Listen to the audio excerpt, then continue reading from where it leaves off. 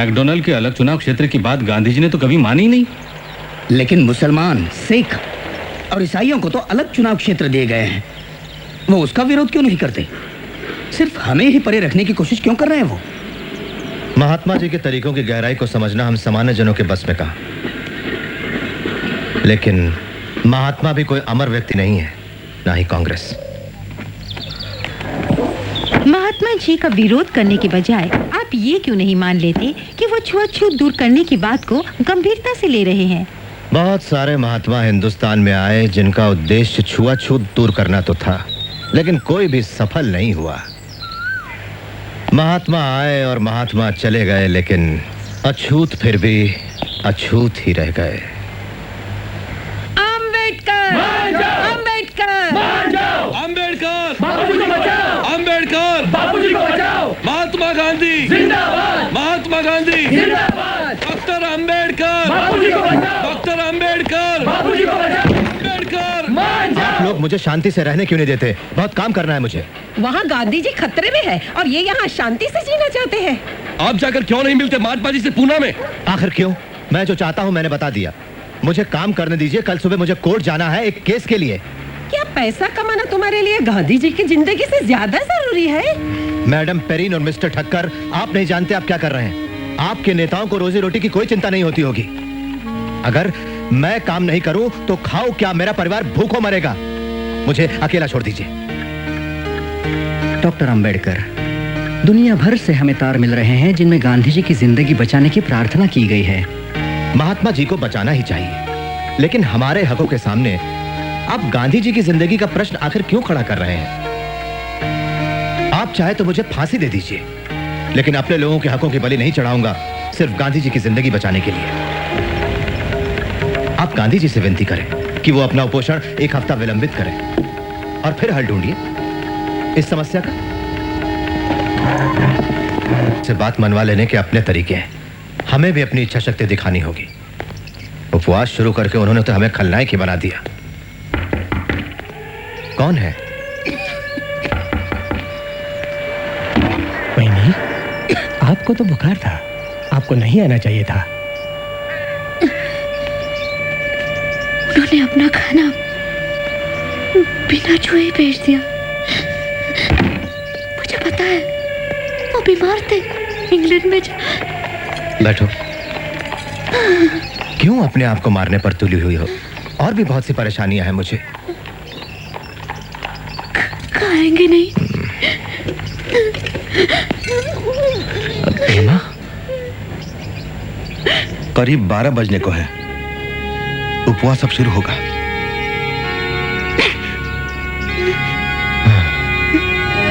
बाबू, धन्यवाद।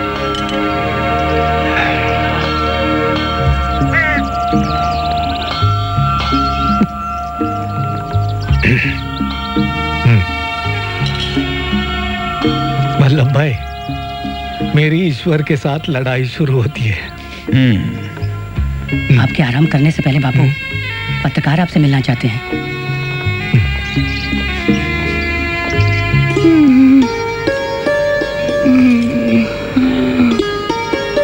रमा, अरे आप आ गए? लेटी रहो, आराम करो। आपके लिए खाना लाती हूँ। नहीं रमा, तुम मत उठो, मैं खाना लाती हूँ। लेटी रहो। तुम दवाई तो ले रही हो ना? क्यों लड़ रहे हैं आप गांधी बाबा से? ये तो मेरे भाग्य में है। ना लड़ो तो हमेशा ऐसे ही रह जाएंगे।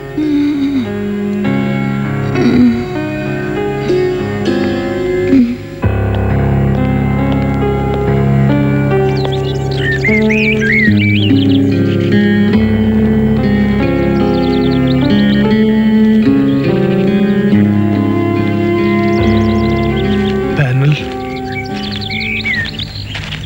कोई आपत्ति नहीं, लेकिन मैं डॉक्टर अंबेडकर से पहले मिलना चाहूंगा।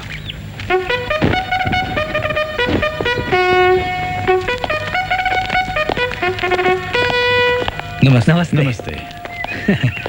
चलिए।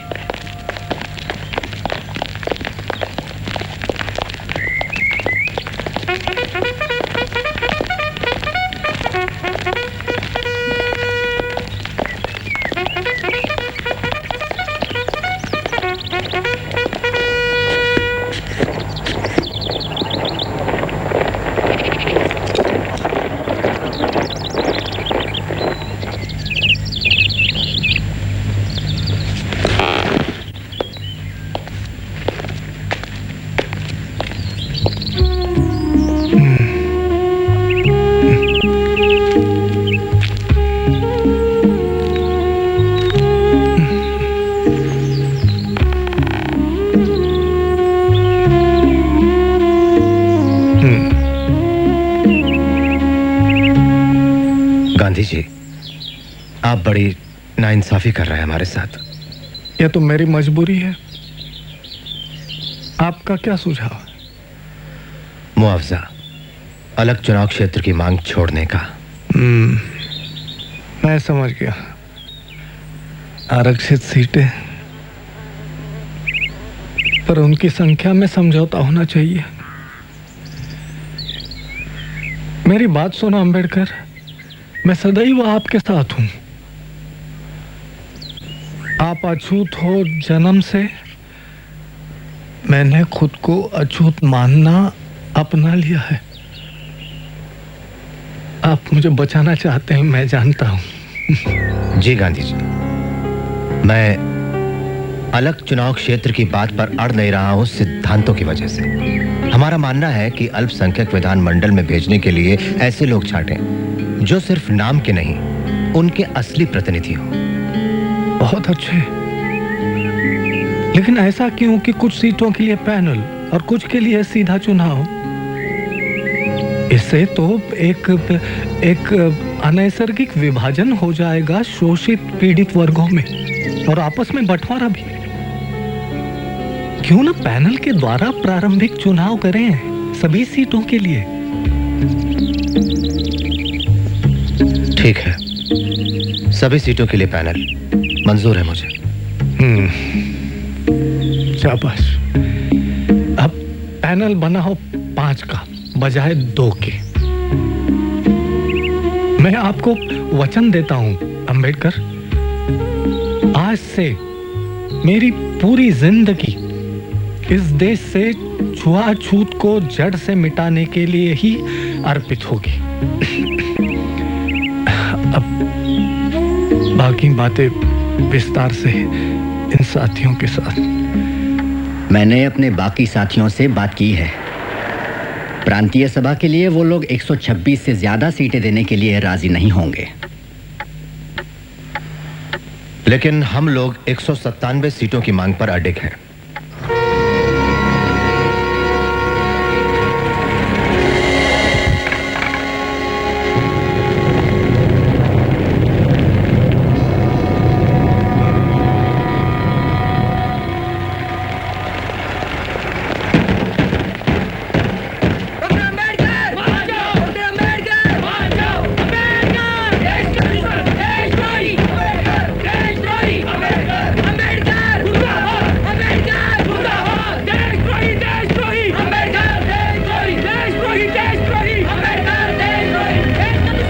हमें धमकी भरे पत्र मिल रहे हैं डॉक्टर साहब। इस तरह जान खतरे में डालना ठीक नहीं है।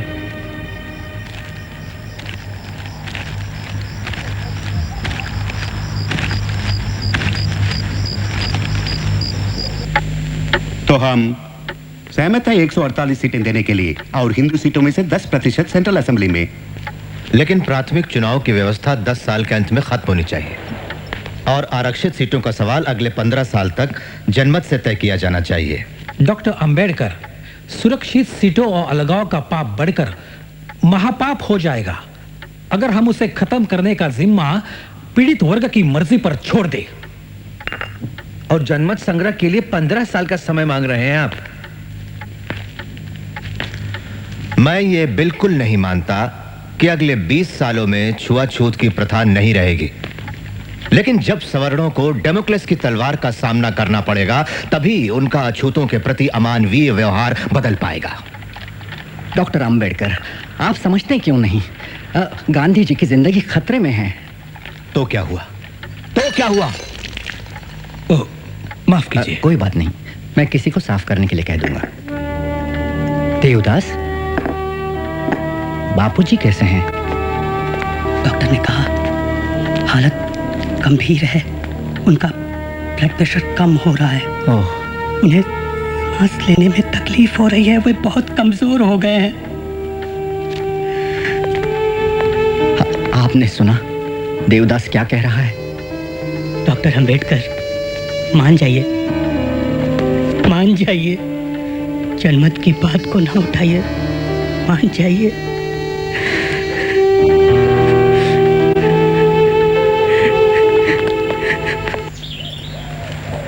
मैंने इनकी बहुत सारी बातें मान ली हैं बापूजी, 197 से 150 सीटों पर आ गया। केंद्रीय विधानमंडल में 18% और पैनल में 4। मैं मानता हूं कि इस वजह से छुआछूत की प्रथा 15 या 20 सालों में गायब नहीं हो जाएगी। मेरा प्रस्ताव है कि इस मसले पर 10 सालों में पीड़ित वर्गों का मत संग्रह करा लिया जाए, लेकिन ये लोग इसका विरोध कर रहे हैं। आपको मतलब इससे सवर्णों की धीरज की अग्नि परीक्षा हो जाएगी? विचार बुरा नहीं, पर इतना इंतजार क्यों करें? क्यों न 5 साल में? सवर्णों के अछूतों पर सदियों से किए हुए अत्याचारों के खिलाफ अछूतों के अंदर जो पीड़ा और नाराजगी है, क्या उसे बयान करने की जरूरत है? तब भी आप सोचते हैं बापूजी कि 5 साल? जानता हूं आपको हक है अपने बचाव की मांगे करने का, पर अपनी इस मृत्युशैया पर लेटे हुए मैं आपसे उदारता की अपेक्षा रखता हूं। थोड़ी मोहलत मांगता हूं सवर्णों के लिए। उनका ईमान अब जागने लगा है अंबेडकर। कानूनी उपाय करेंगे इस वक्त तो फिर हृदय परिवर्तन और आत्मशुद्धि के इस कार्य में विलंब हो जाएगा। लेकिन बाबूजी, ठीक है जनमत, लेकिन 5 साल के अंदर।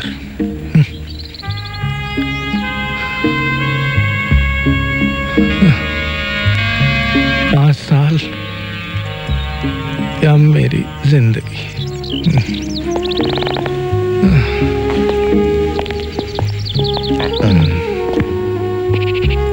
डॉक्टर अम्बेडकर, हमें अब चलना चाहिए।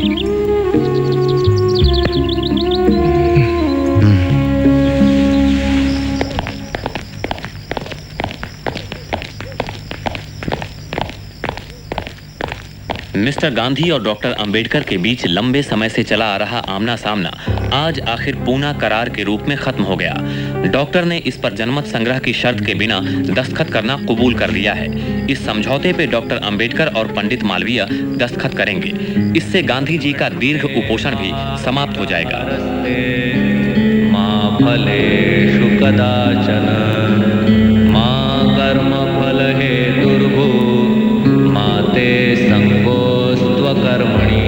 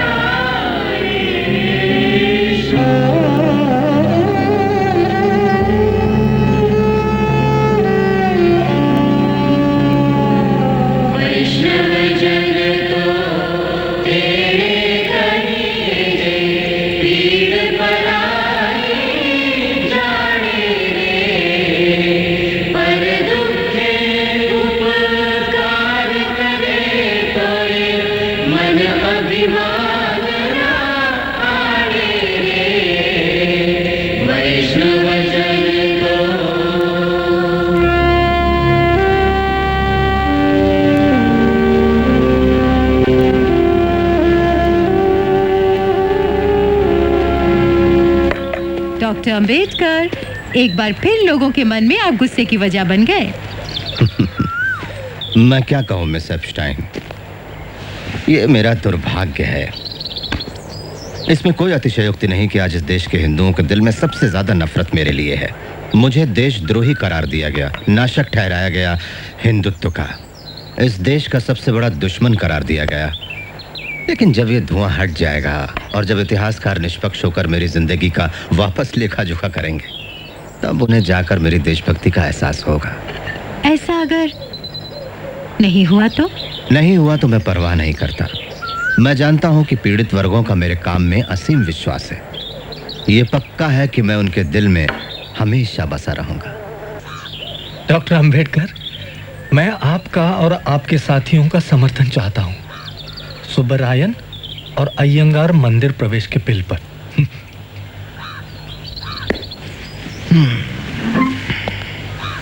मान लीजिए मैं मंदिर प्रवेश बिल को स्वीकार कर लूं, लेकिन चातुर्वर्ण और जाति प्रथा के विरुद्ध संघर्ष करूं, आप कौन सा पक्ष लेंगे? और अगर मैं चातुर्वर्ण को स्वीकार कर लूं, तो आपकी उसको लेकर क्या व्याख्या होगी? ब्राह्मण, क्षत्रिय, वैश्य और शूद्र, या इसका उल्टा, सबसे ऊपर शूद्र? डॉक्टर अंबेडकर, मैं एक हिंदू हूं इसलिए नहीं कि मैंने हिंदू के घर जन्म लिया, बल्कि इसलिए ये मेरी इच्छा है और विश्वास है। कोई ऊंच नीच नहीं है, छोटा बड़ा नहीं है हिंदू धर्म में जिसका मैं आचरण करता हूं। लेकिन अगर आपका झगड़ा वर्ण व्यवस्था से है, तो फिर मैं नहीं हूं आपके पक्ष में, क्योंकि मेरी यह दृढ़ आस्था है कि वर्णाश्रम हिंदू धर्म का एक महत्वपूर्ण हिस्सा है।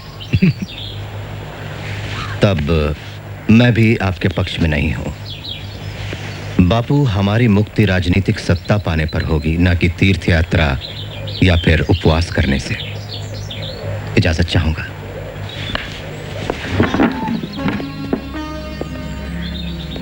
वैसे मैं एक राय दूं, हमेशा इस उपवास रूपी हथियार का इस्तेमाल ना करें। आपकी जिंदगी कीमती है, देश को जरूरत है आपकी।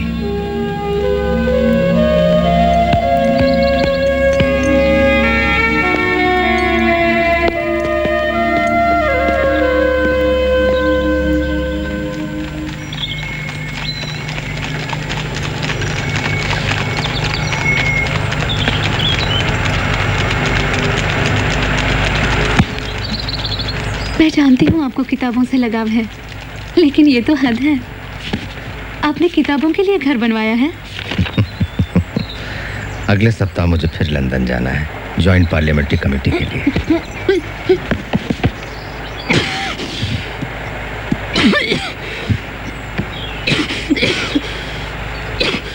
रमा, यहाँ बैठो।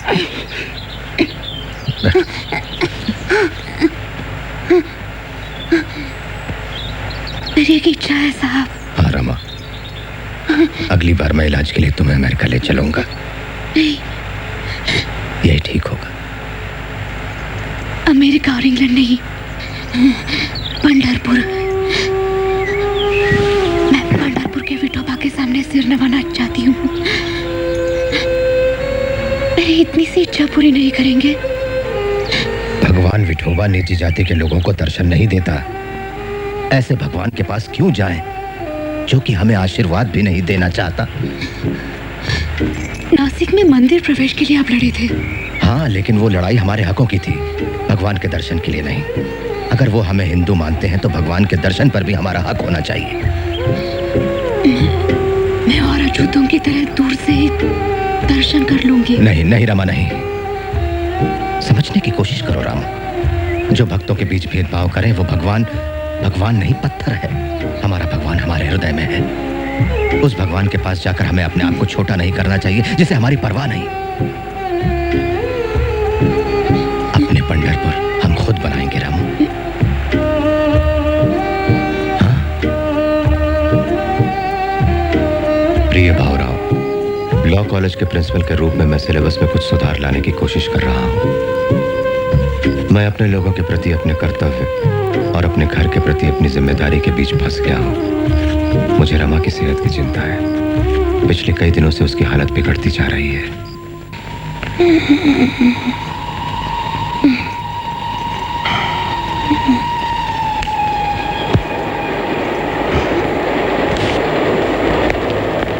बहुत कोशिश की मैंने। रमा, पी लो इसे, अच्छी हो जाओगी। नहीं, जल्दी से अच्छे हो जाओ, मैं तुम्हें अच्छे से अच्छे डॉक्टर को दिखाऊंगा। जरूरत नहीं। मैंने तुम्हें हमेशा दुख दिया है रमा। मैं खुश हूँ।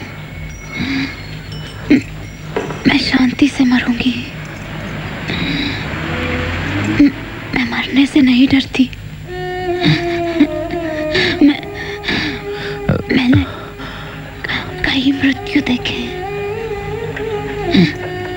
मेरी माँ, पिता, आपके माता पिता, चाचा, आपके भाई, हमारे 4 बच्चे, रमेश, गंगाधर, इंदु, राजरत्ना, इन सबको मरते देखा है मैंने। साहब, बारिश हो रही है।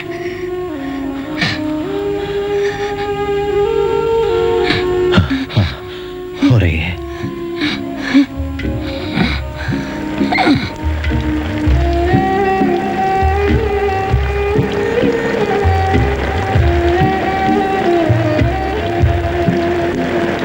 बोलो मत, थक जाओगे। मुझे तुम्हारी जरूरत है। तुम्हें पता नहीं मैं कितना अकेला हूं।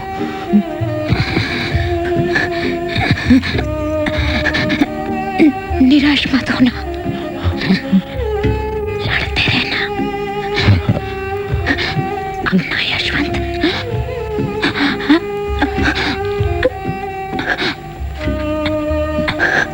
रमा,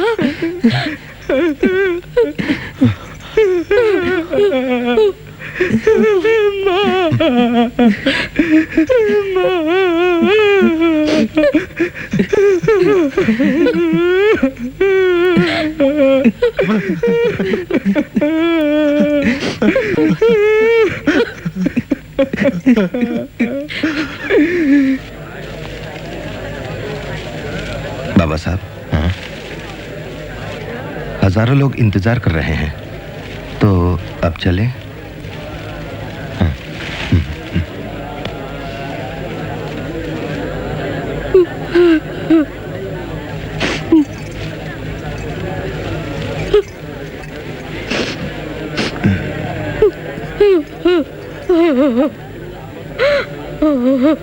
उसकी आखिरी इच्छा सफेद साड़ी पहनने की थी। बाबा साहब, कथा तो हरी साड़ी पहनाने की है। हाँ।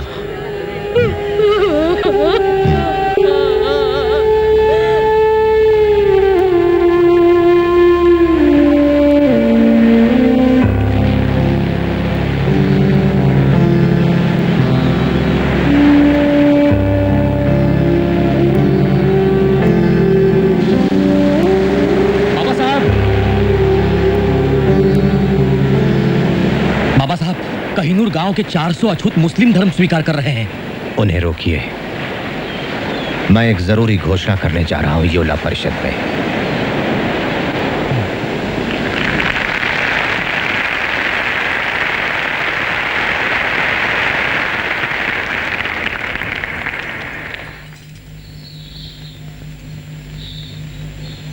मेरे अभागे भाइयों और बहनों, जब मैं मुड़कर अपने आंदोलन के 10 सालों पर नजर डालता हूं तो भविष्य के लिए चिंतित हो जाता हूं।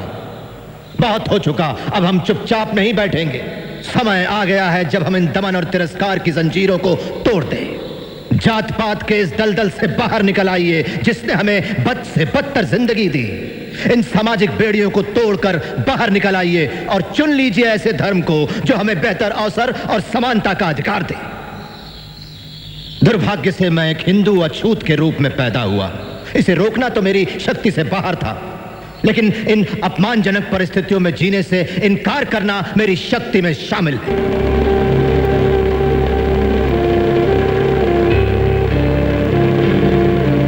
हालांकि मैं हिंदू पैदा हुआ हूं, लेकिन मैं भरोसा दिलाता हूं आपको कि एक हिंदू के रूप में हरगिज नहीं मरूंगा। डॉक्टर भीमराव अंबेडकर की, डॉक्टर भीमराव अंबेडकर की, डॉक्टर भीमराव अंबेडकर की, डॉक्टर भीमराव अंबेडकर की।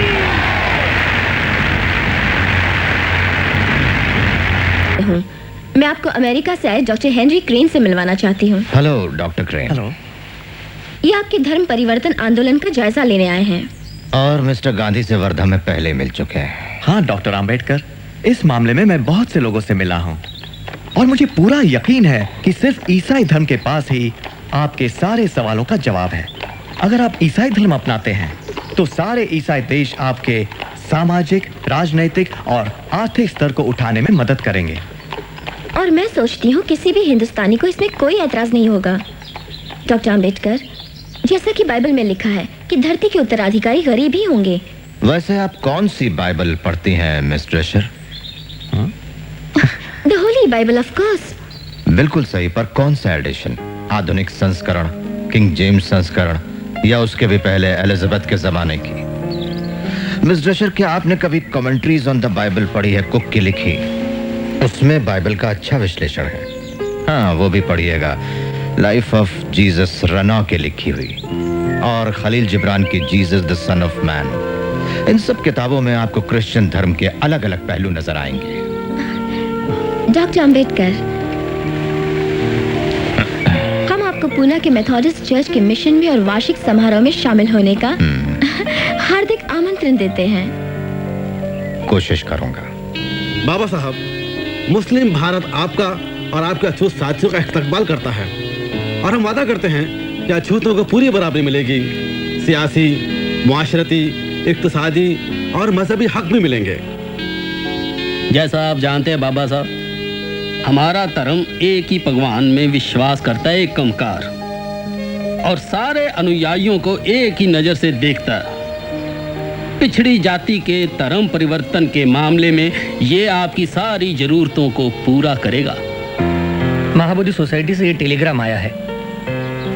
डॉक्टर अंबेडकर, आप और आपके साथियों का बुद्ध धर्म स्वीकारने के लिए हार्दिक स्वागत, जो कि आशिया के बड़े भाग में फैला है। धर्म परिवर्तन करने वालों को हम समान अधिकार देंगे। हम लोगों में किसी भी प्रकार का जाति भेद नहीं है। हमारे कार्यकर्ता आपसे मिलेंगे, हमें सूचना भिजवाइए।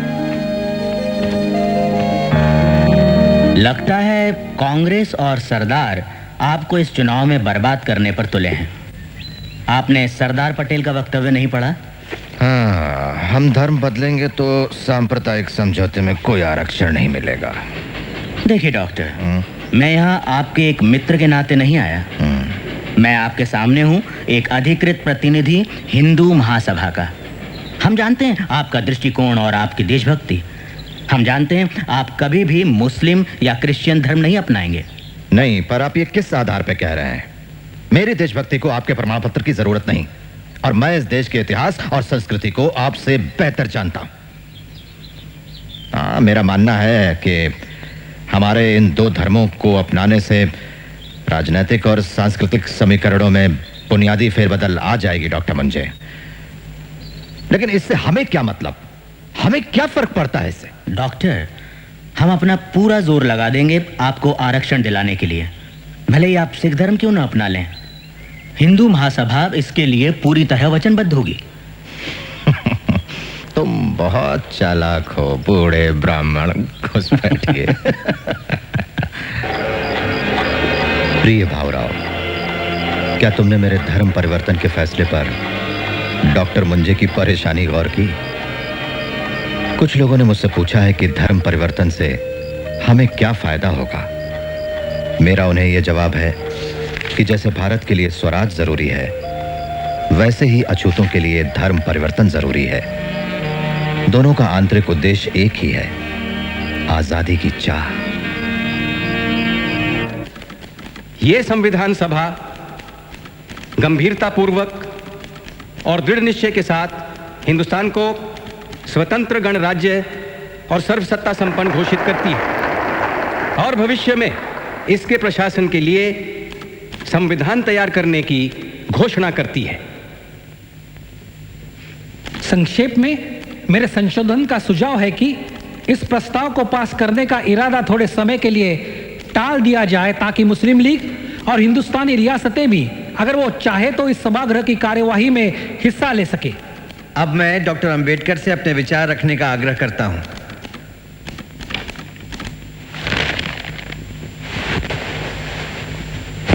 अध्यक्ष महोदय, मैं आपका हार्दिक आभारी हूं कि आपने मुझे प्रस्ताव पर बोलने का मौका दिया। मैं जानता हूं कि आज हमारे बीच आर्थिक, राजनीतिक और सामाजिक तौर पर फूट है।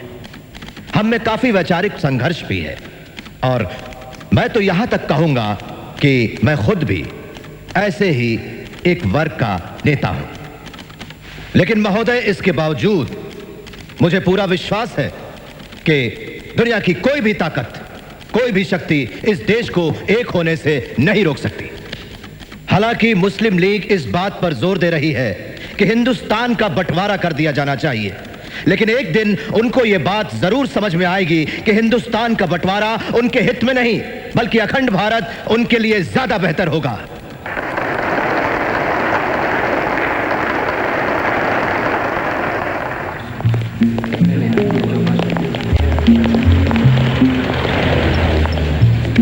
तो मिस्टर जिन्हा, पाकिस्तान के मसले पर आपकी राय नहीं बदली। देखिए डॉक्टर आम्बेडकर, आपकी किताब थॉट्स ऑन पाकिस्तान में आपने खुद लिखा है कि हिंदू सोचते हैं कि पाकिस्तान मुसलमानों का ख्वाब है, लेकिन मुसलमान जानते हैं कि पाकिस्तान एक हकीकत है। नहीं मिस्टर जिन्ना, मैं ये दो राष्ट्रों वाली बातों के खिलाफ हूँ। हमें इस देश में रहकर ही अल्पसंख्यकों के हितों के लिए लड़ना चाहिए। लेकिन अब वो हालात नहीं रहे। अब पाकिस्तान एक सच्चाई है।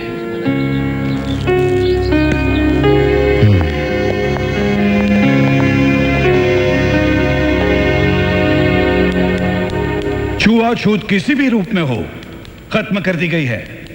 इस कानून के पालन में असमर्थता दिखाना अपराध माना जाएगा। महात्मा गांधी की जय! महात्मा गांधी की जय! महात्मा गांधी की जय!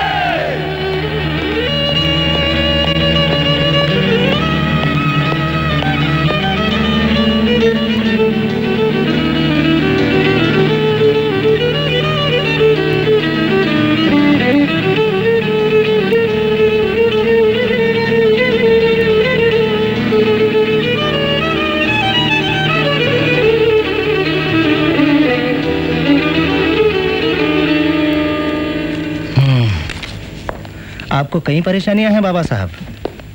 Diabetes, arthritis, high blood pressure, neuritis, कई परेशानियां हैं। आपको सावधानी बरतनी होगी बाबा साहब। खैर, मैं कुछ दवाइयां लिख देता हूं। ओह, मेरी कलीग से मिलिए, डॉक्टर शारदा कबीर। नमस्ते। ये आपको पथ्य और बाकी बातें समझा देंगे। डॉक्टर, एक्सक्यूज मी, मुझे कुछ मरीजों को देखना है, मैं अभी आया। जी।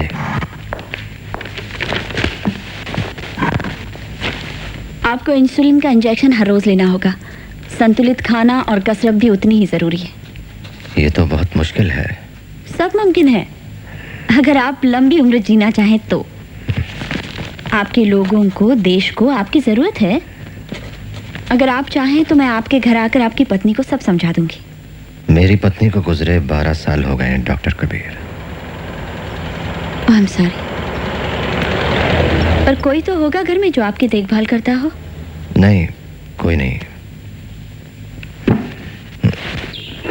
संजोग की बात है कि मिस्टर जयकर ने संविधान सभा से इस्तीफा दे दिया है।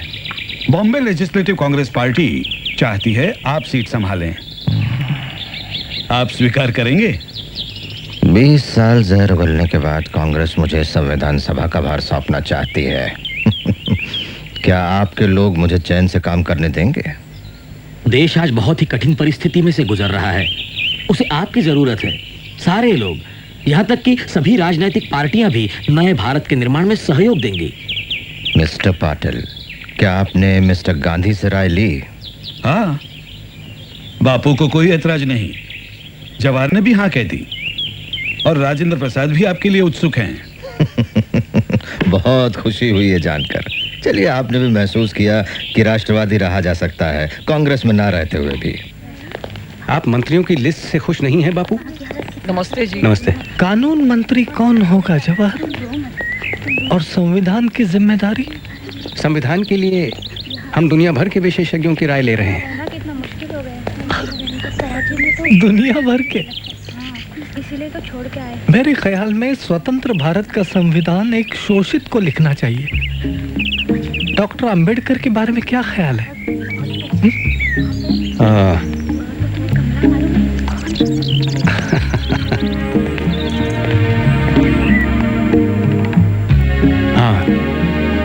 इतिहास ने ये जिम्मेदारी हमें सौंपी है।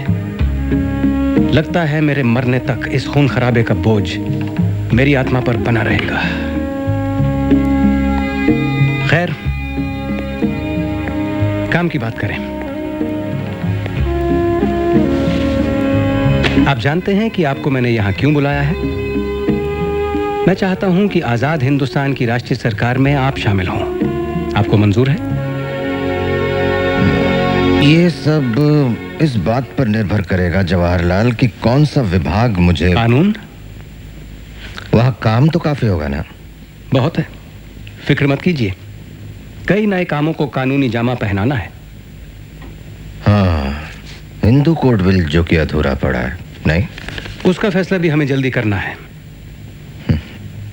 मैं खुश हूं, हम साथ काम करेंगे। प्रिय भावराव, हिंदुस्तान आज एक आजाद देश है, मगर क्या वो अपनी आजादी सलामत रख पाएगा? क्या अलग अलग और परस्पर विरोधी विचारधारा वाली राजनीतिक पार्टियां हिंदुस्तान को अपनी अपनी जाति और धर्म से ऊपर रख पाएंगी? हमें अपनी आजादी की रक्षा अपने खून की आखिरी बूंद तक करनी चाहिए। कितनी बढ़ गई है आपकी ब्लड शुगर? अब और मीठा नहीं। चाय कौन बनाता है आपके लिए? वो लोग कोशिश करते हैं। ना ना, ये सब और नहीं चलेगा। कोई फल या चावल बिल्कुल मत खाइए, कम से कम 15 दिन। अगले हफ्ते आपका चेकअप करेंगे। दिल्ली में ड्राफ्टिंग कमेटी की मीटिंग है, मुझे वहां एक हफ्ता रहना पड़ेगा। पता नहीं दिल्ली में आपकी देखभाल कौन करेगा। प्रिय चित्रे, संविधान की रूपरेखा तैयार करने का मेरा काम काफी बढ़ गया है। दूसरी तरफ मेरी सेहत मुझे ज्यादा बोझ लेने से रोकती है। तुम्हारे सुझाव पर कि मैं अपनी सेहत की देखभाल के लिए किसी का आधार लूं, मैंने गौर किया है। मैंने डॉक्टर शारदा कबीर से शादी करने का फैसला किया है। बाबा साहब, बापूजी को किसी ने गोली मार दी जब वो प्रार्थना के लिए जा रहे थे।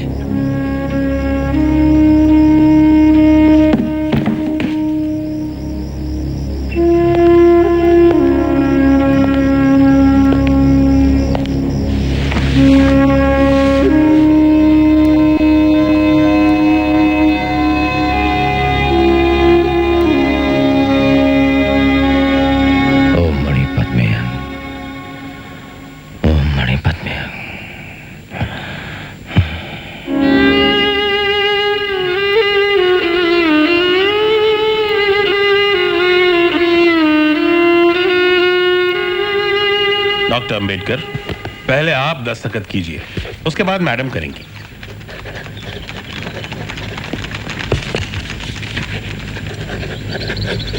अब मैं आप दोनों को पति पत्नी घोषित करता हूं।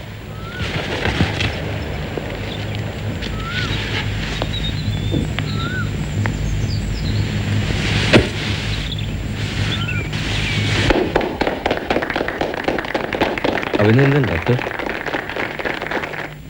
राष्ट्रपति महोदय, सर, मैं ड्राफ्टिंग कमेटी द्वारा निश्चित की हुई संविधान की रूपरेखा को प्रस्तुत करता हूं और निवेदन करता हूं कि इस पर विचार किया जाए। राष्ट्रपति महोदय सर, मैं इस सदन में उपस्थित उन लोगों में से एक हूं जो जानते हैं कि इस संविधान का मसौदा तैयार करने में डॉक्टर अंबेडकर ने कितनी मेहनत और लगन खर्च की है। शायद सदन को पता हो कि उसके द्वारा मनोनीत 7 सदस्यों में से एक ने इस्तीफा दे दिया और उसकी जगह किसी और को नहीं लिया गया। एक सदस्य थे अमेरिका में, तो उनकी जगह भी खाली रही, और एक और सदस्य अपने कुछ कामों में, राज्य के कामों में व्यस्त रहे, इसलिए उनकी जगह भी खाली रही। एक या 2 सदस्य दिल्ली के बाहर थे और शायद सेहत की वजह से शामिल न हो सके। इसलिए आखिर में हुआ यूं कि मसौदा तैयार करने का सारा भार आ पड़ा डॉक्टर अंबेडकर पर, और मुझे कोई शक नहीं कि हम सब उनके अनुग्रहित हैं। मुझे जो भी श्रेय दिया जा रहा है वो मेरे अकेले का नहीं है। इसका कुछ हिस्सा जाता है सर BN राव को, जो कि हमारी इस सभा के संवैधानिक सलाहकार हैं, जिन्होंने ड्राफ्टिंग कमेटी के विचार करने के लिए संविधान का कच्चा मसौदा तैयार किया। इस श्रेय का कुछ हिस्सा उस ड्राफ्टिंग कमेटी के सदस्यों को भी जाना चाहिए। मैं यहां पर संविधान की अच्छाइयां गिनाने नहीं जाऊंगा, क्योंकि मुझे लगता है कि संविधान कितना भी अच्छा क्यों ना हो, वो अंततः बुरा साबित होगा अगर उसे इस्तेमाल में लाने वाले लोग बुरे होंगे, और संविधान कितना भी बुरा क्यों ना हो, वो अंततः अच्छा साबित होगा अगर उसे इस्तेमाल में लाने वाले लोग अच्छे होंगे। इसलिए जनता और उसके राजनीतिक दलों की भूमिका को संदर्भ में लाए बिना संविधान पर कोई भी निर्णय देना या कोई भी टिप्पणी करना मेरे विचार में व्यर्थ होगा। धन्यवाद।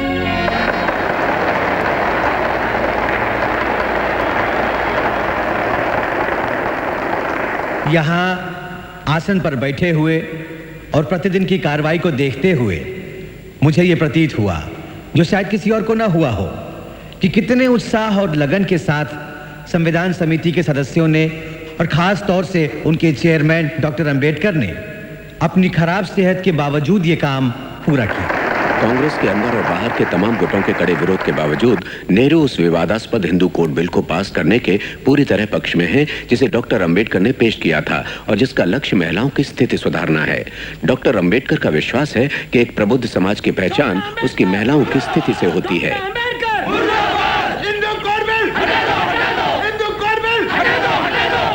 हिंदू कोड बिल अपमान है हिंदू धर्मशास्त्र का। यह एक बहुत बड़ा कलंक है हमारे रूढ़ी परंपराओं और शास्त्रों पर। डॉक्टर अंबेडकर क्या जाने हिंदू धर्मशास्त्र? क्या उन्हें संस्कृत का ज्ञान है? क्या उन्होंने वेद पढ़े हैं? प्रतिशोध के लिए वे हमारे हिंदू धर्मशास्त्र को कानून के धक्के से नष्ट कर देना चाहते हैं। क्या हम एक अछूत को हमारे पवित्र शास्त्र को छूने का अधिकार दे सकते हैं? बताइए आप लोग। नहीं, कभी नहीं। हम खून बहा देंगे। एक गवार, ग्लेच और अछूत उन नियमों का भंग कर रहा है जो सदियों पहले भगवान श्री कृष्ण, भगवान मनु, भगवद गीता और उपनिषदों ने तय किए थे। छुओ मत, छुओ मत। अंबेडकर, अंबेडकर।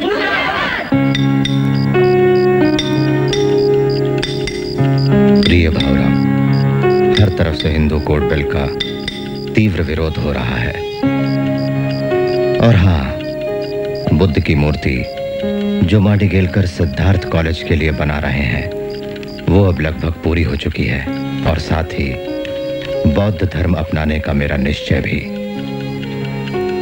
मैं बचपन से ही बौद्ध धर्म से प्रभावित रहा हूं। जब मैंने दादा केडुस्कर लिखित बुद्ध चरित्र पढ़ा था, जो एक प्रसिद्ध लेखक और पिताजी के मित्र भी थे, उन्होंने यह किताब मुझे भेंट दी थी।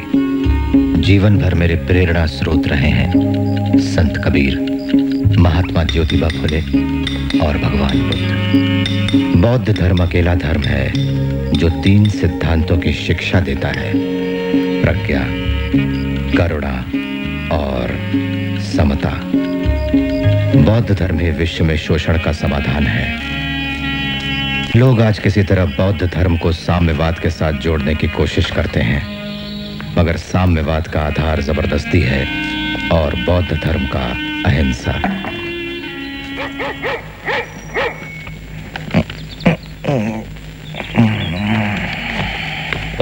बाबा साहब, प्रधानमंत्री जी के कार्यालय से।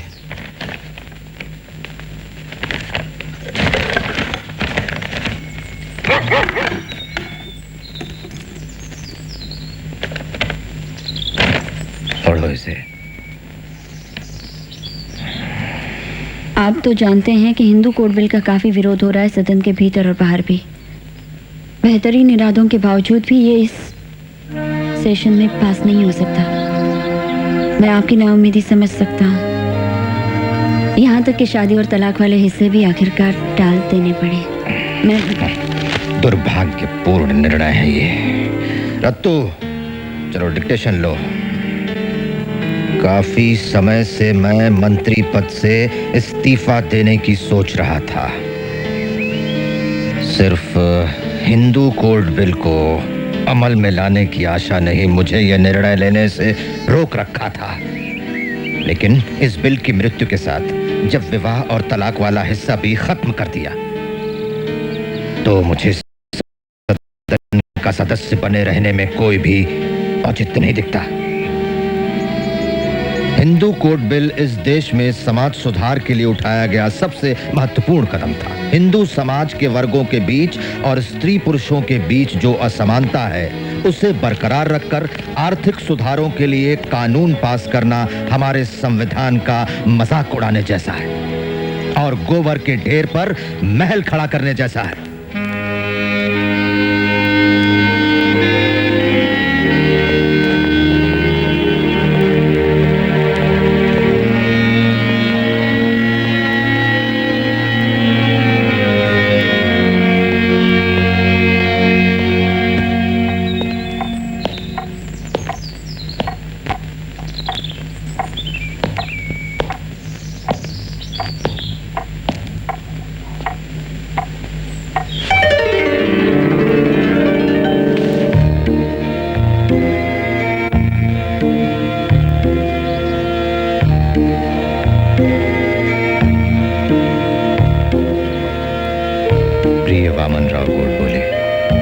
मुझे विश्वास है कि एक दिन मानवता को बचाने के लिए न सिर्फ भारत बल्कि पूरी दुनिया बौद्ध धर्म स्वीकार करेगी। वचन दिया था कि समय आने पर मैं देश के हित में रास्ता चुनूंगा और मैं बौद्ध धर्म स्वीकार करके देश को एक महान भेंट दे रहा हूं। ये धर्म भारतीय संस्कृति का अटूट हिस्सा है। लेकिन तब आप अछूतों के लिए मिले हुए आरक्षण और सुविधाओं से वंचित नहीं हो जाएंगे? क्या ब्राह्मण इन आरक्षणों के बदले में अछूत होने के लिए तैयार हैं? हिंदू धर्म क्यों छोड़ रहे हैं आप? आप अपने बाप दादाओं से क्यों नहीं पूछते ये सवाल? हमारी कोशिश अपने मूलभूत मानवाधिकार और आत्मसम्मान पाने की है। पर बुद्ध धर्म में क्यों?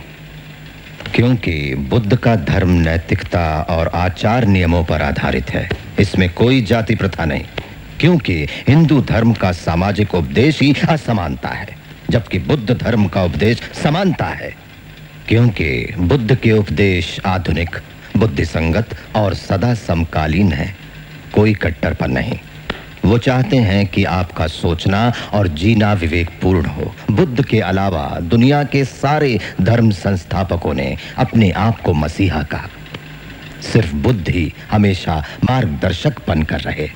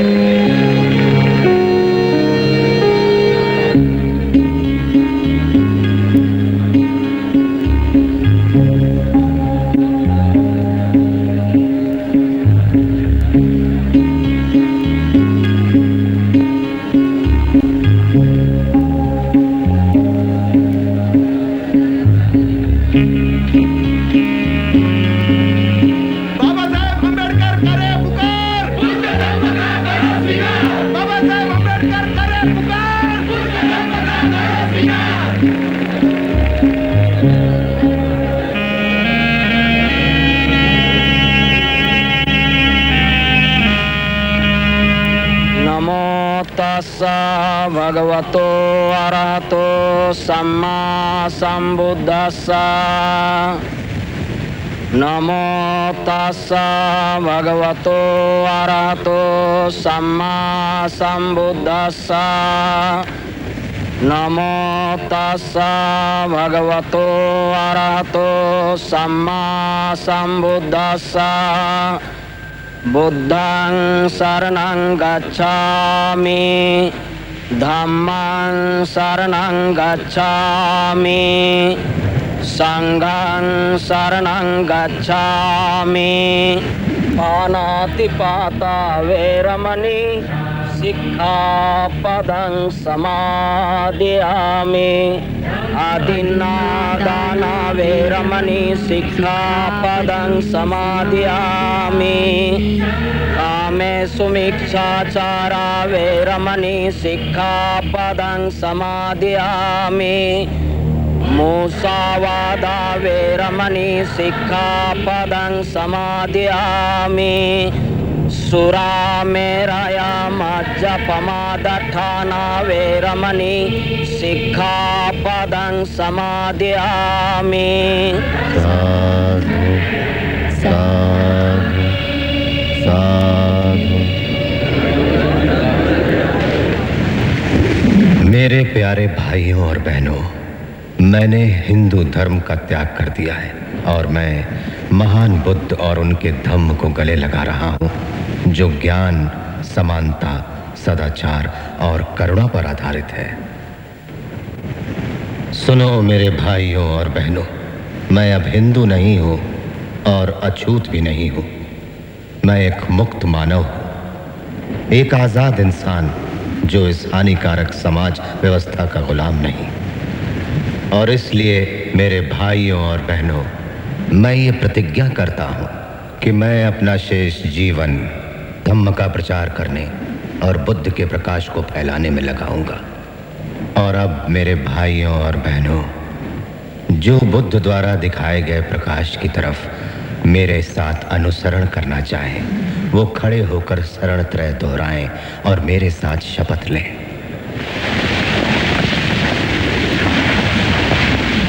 मैं भगवान बुद्ध के बताए हुए 10 नीति वचनों का पालन करूंगा। मैं भगवान बुद्ध के बताए हुए 10 नीति वचनों का पालन करूंगा। मैं सारे पशुओं के साथ करुणा का व्यवहार करूंगा। मैं सारे पशुओं के साथ करुणा का व्यवहार करूंगा। मैं सारे मनुष्यों को एक समान समझूंगा। मैं सारे मनुष्यों को एक समान समझूंगा।